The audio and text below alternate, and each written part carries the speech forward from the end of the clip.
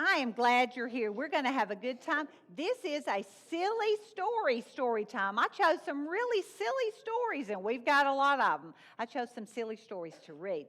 But before that, we have a special guest. This is Miss Sonja Chandler, and she volunteers with the Feral Dogs of Avondale Mills. She works hard to help dogs and cats in our area. She has a very sweet book. This is not a silly book. It's a very sweet book. So I want you to be on your best behavior. Listen, okay, listen. I want you to be on your best behavior and listen while she reads the story, okay? Great. Thank you for being here today. I appreciate you coming.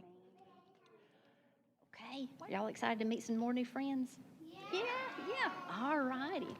Well, I'm so excited about Miss Mandy's book that she got for us to read today, and it is called The Dog Who Belonged to No One. Does that sound kind of sad? A little bit? Okay, well, let's read it, and let's see what happens with the dog who belonged to no one, okay? All right. Once there was a small dog with crooked ears. He belonged to no one.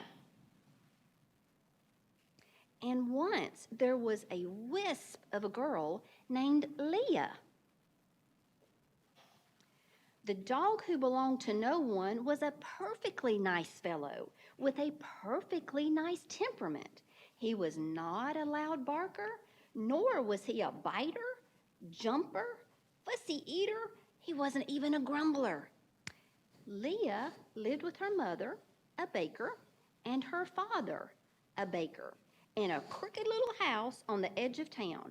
It always smelled wonderful there, like bread in the oven and cake. The porch had a soft nightlight. The dog who belonged to no one tried hard to be helpful every day. When the baseballs of summer sailed into the woods, he found the baseballs.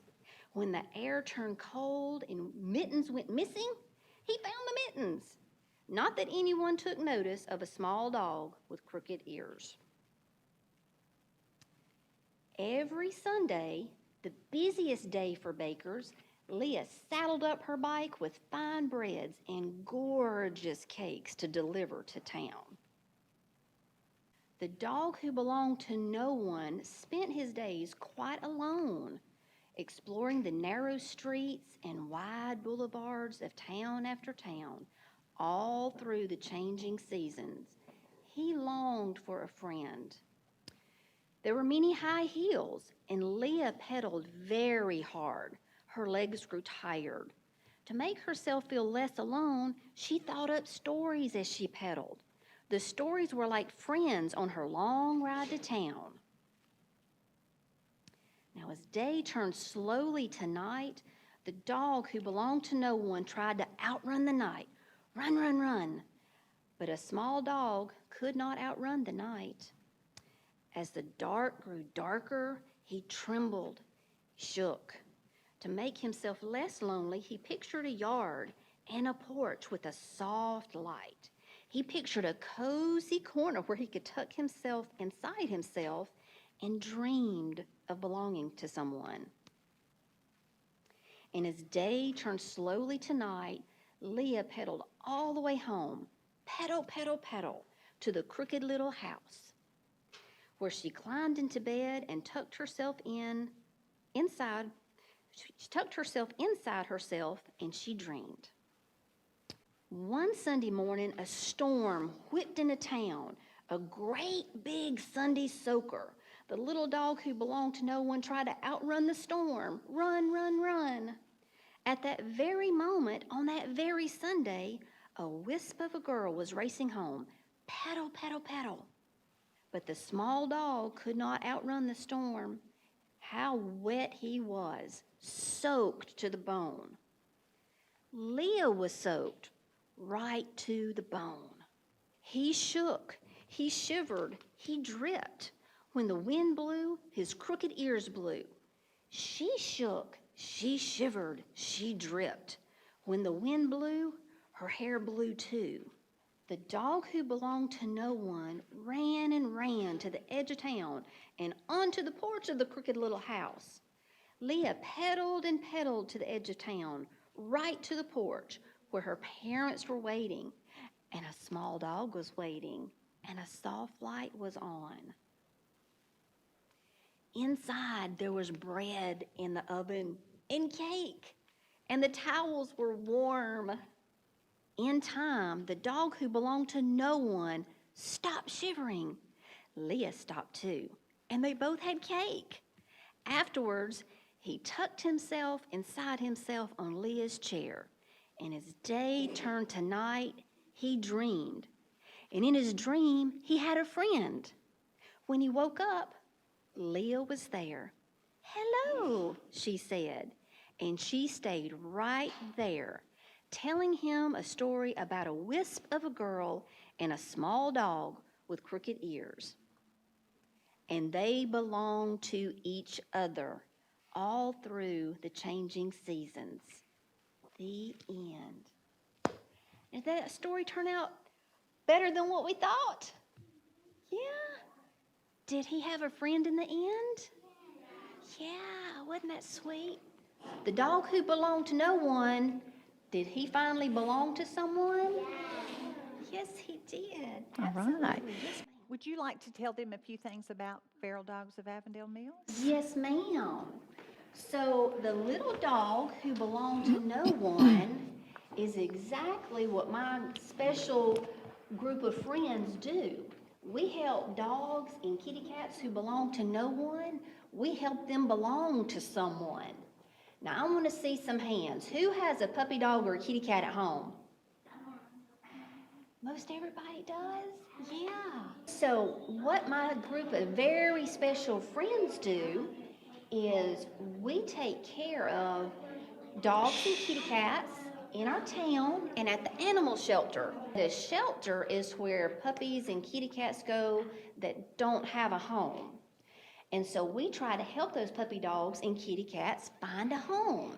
And so what my very special group of friends do is, if these puppy dogs and kitty cats are sick, we take them to the veterinarian. And then we get them all healthy and happy. And sometimes these puppy dogs and kitty cats go to what we call a foster home. And what they do at that foster home is they stay there for just a little while until they go to their forever home. Are y'all living in your forever home? Yeah. Some of you might be, some of you might not be. That's okay. But one day, we hope to have every puppy dog and kitty cat in a forever home where they can be loved and taken care of. Okay, I want to see just a few hands. Y'all tell me, somebody raise their hand and tell me something that's important to you. What's important to you, baby? My dog Buster likes me and he keeps me all going every day. Yes, very good. What's important to you? My dog. Yeah, your dog's important to you. What's important to you? My dog named Rupert. My other puppy died. Goodness, yes. Yes, sir. What's important to you? My puppy. Yeah, very good. What's important to you? Yeah. Done it. Well, you know what? Pets have only one thing that's important to them. And y'all know what that is? It's What? you and being loved by you. So how long do we take care of our kitty cats and our puppy dogs? Forever. For as Forever. long as they live, right? Yeah, absolutely. So that's what my friends do. We take these puppy dogs from the shelter and then we transport them. They get on these buses and they go to other homes, sometimes way away. Don't know where New York is? Don't know where Canada is? Way away. It's a long way. Sometimes puppy dogs and kitty cats from Sylacauga go live in Canada. Look at here are some of our puppy dogs and kitty cats. Look at them. Now, this is not sad. They have to put them in a cage, I think, to take them other places. to their forever homes. This is like y'all sitting in your car seats in your car. You know how sitting in your car seats and booster seats keep you safe? Some of our puppy dogs and kitty cats fly on airplanes to their new homes.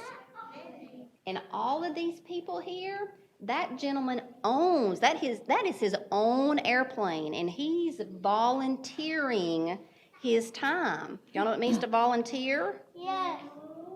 It just We means to... just joined a new job.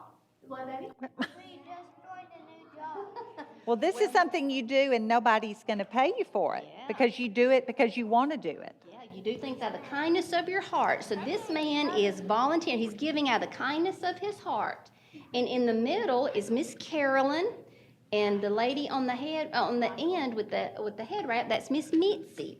And those are two of my very special friends that get all of because there's a lot of moving parts to take care of these puppy dogs and kitty cats. Those are great pictures. So that's part of what we do. And we've got Miss Patty here. Is Miss Paula here? Yeah, Miss Patty? Not just yet? Okay. She will be here, I think. That's all right. So Miss Patty is one of our most special volunteers because what Miss Patty does, and she's done this a lot, she will take home sick babies, sick little kitty cats, sick little puppy dogs, or maybe even bigger puppy dogs and sick kitty cats, and she will keep them in her home, and she'll feed them special food, and she gives them special love, and she makes sure that they are just healthy and just right ready to go to their new homes with new brothers and sisters and little boys and little girls and mamas and daddies to play with and love for all their life.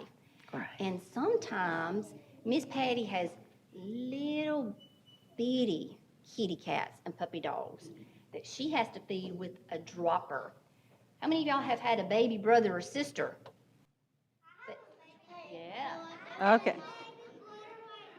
And All Mama right. has to feed and Daddy has to feed with the bottle. Yeah, Yeah. that's what Miss Patty has to do with some of these puppy dogs and kitty cats. She has to feed them with the bottle.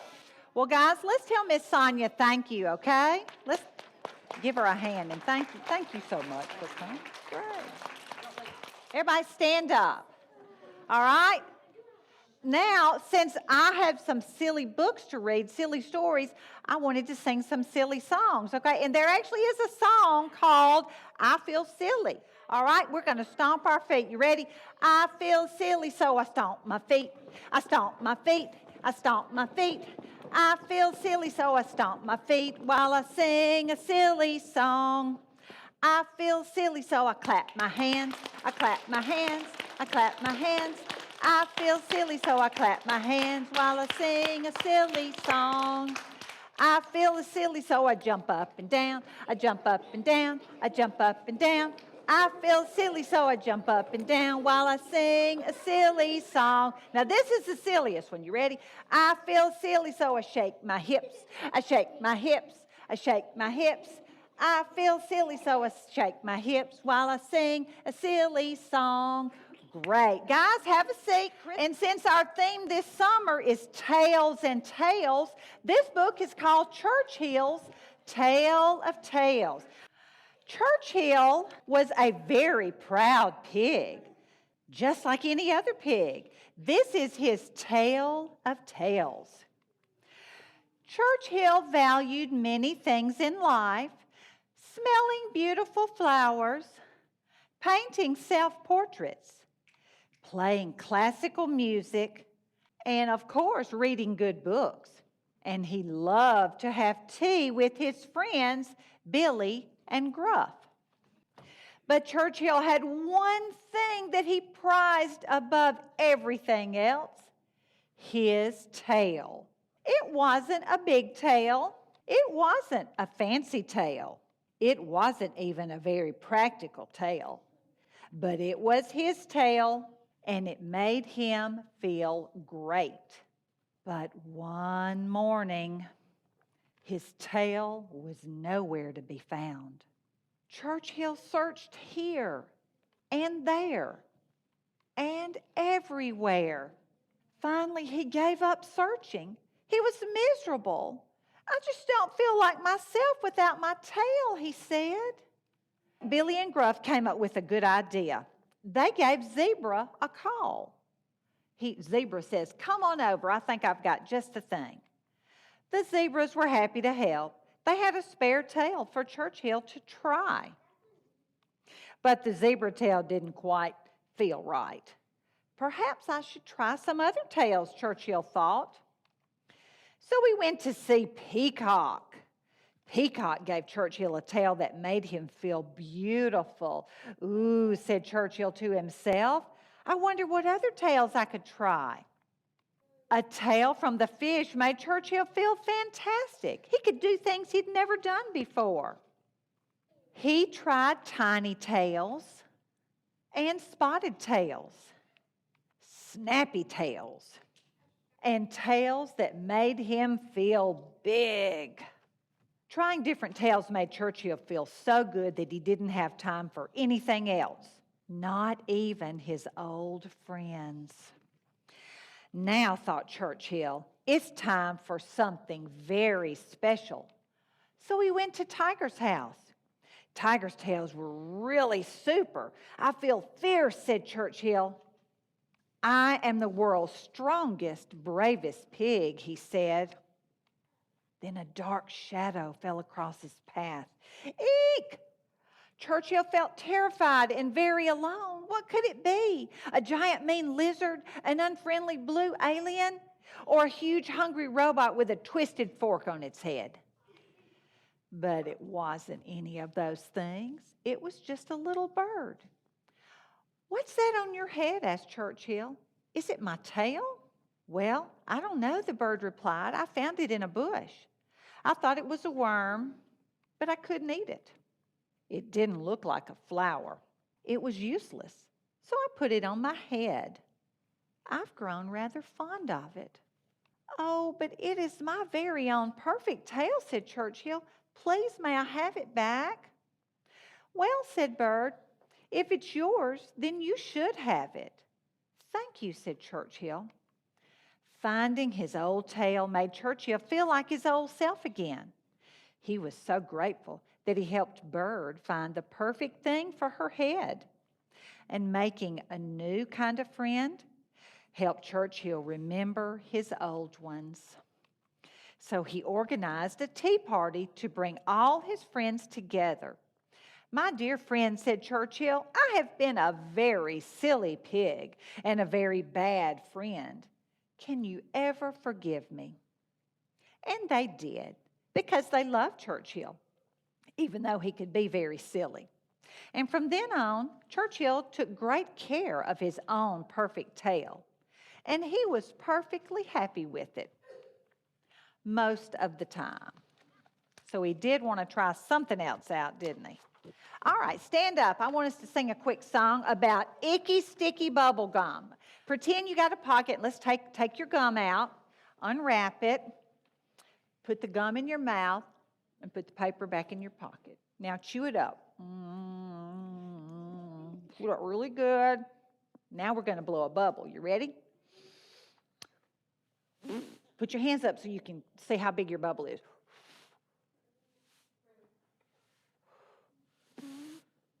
Pop.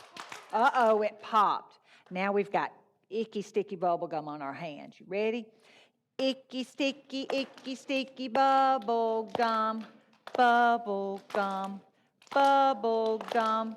Icky, sticky bubble gum makes my hands stick to my knees.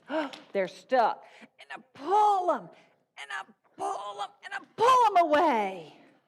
Icky, sticky bubble gum, bubble gum, bubble gum. Icky, sticky bubble gum make my hand stick to my head. And I pull, and I pull, and I pull it away. Icky, sticky bubble gum, bubble gum, bubble gum. Icky, sticky bubble gum makes my hand stick to my tummy. And I pull, and I pull, and I pull it away. One more, you ready? Icky, sticky bubble gum, bubble gum, bubble gum. Icky, sticky bubble gum makes my hand stick to my shoulders. And I pull, and I pull, and I pull it away. Well, I'm tired of being icky sticky. Let's put your hands together. Roll the bubble gum up into a little ball. All right, now got a little ball. Take my paper out. I'm going to wrap it around that chewed up bubble gum. And this time, I'm going to throw it in the trash can. All right, good. That was great. Now, have a seat. The next book has such a silly name. It's called Snarlyhissopus. Do you know what a Snarlyhissopus is? Oh, well, I'll have to show you.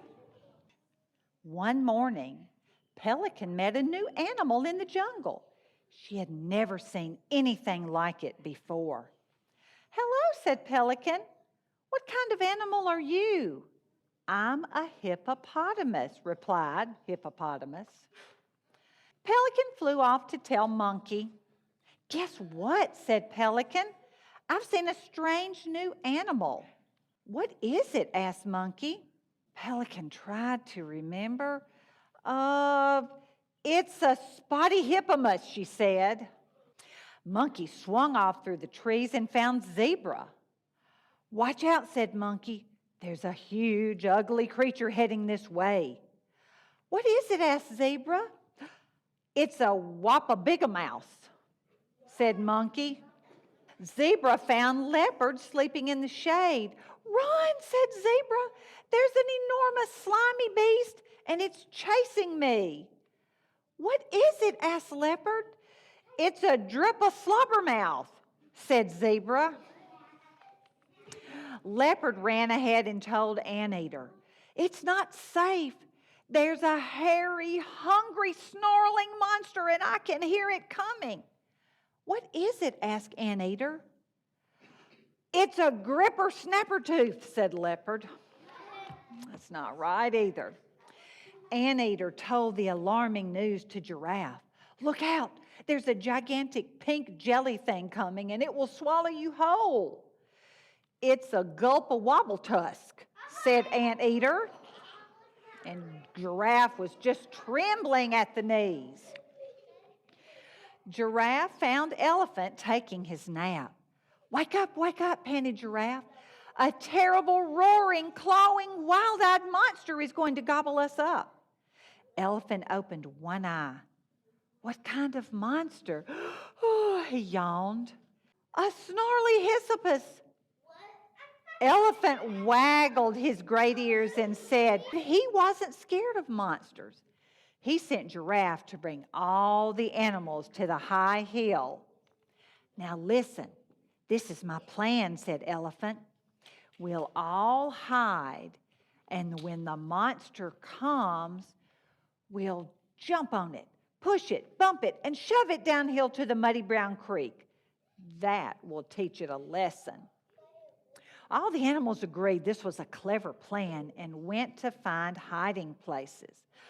After a little while, they heard something moving in the bushes. The monster was coming. On a signal from Elephant, they all jumped on it, pushing, bumping, and shoving with all their might. They rolled the monster downhill into the muddy brown creek. Splash! Hippopotamus rolled over in the warm, squishy mud. "Oh, lovely," she said. Elephant stared. "But you're not a monster. Where is the Snarlyhissopus?" "I think you're a bit mixed up," Hippopotamus giggled. "I'm a hippopotamus, and hippopotamuses love mud baths. Have you ever tried one yourself?" None of them had, so they all jumped into the muddy brown creek, and before long it was hard to tell which of them was a hippopotamus and which was a what-on-earthamus. All right. They had a good time in the mud, didn't they? Stand up. We've got one more song, okay? I want you to do this with me. Pat your knees. You ready? A hippopotamus got up upon the bus and all the people said, "You're squishing us." Now it's a cow. A cow got on the bus, and all the people said, "Move over." All right, let's do it again. A sheep got on the bus, and all the people said, "Back up." All right, let's go again. A snake got on the bus, and all the people said, "Sit down." Everybody, sit down, okay? Let me tell you what your craft is to take home. All right, today, what you can take home to make, this is a Snarlyhissopus. What is it? It's a hippopotamus with really big, googly eyes. I love that. Really big eyeballs. And you have a picture of Churchill and this is Churchill and his very special fancy tail. All right? All right, thank you guys for coming, and be sure and get your craft, okay?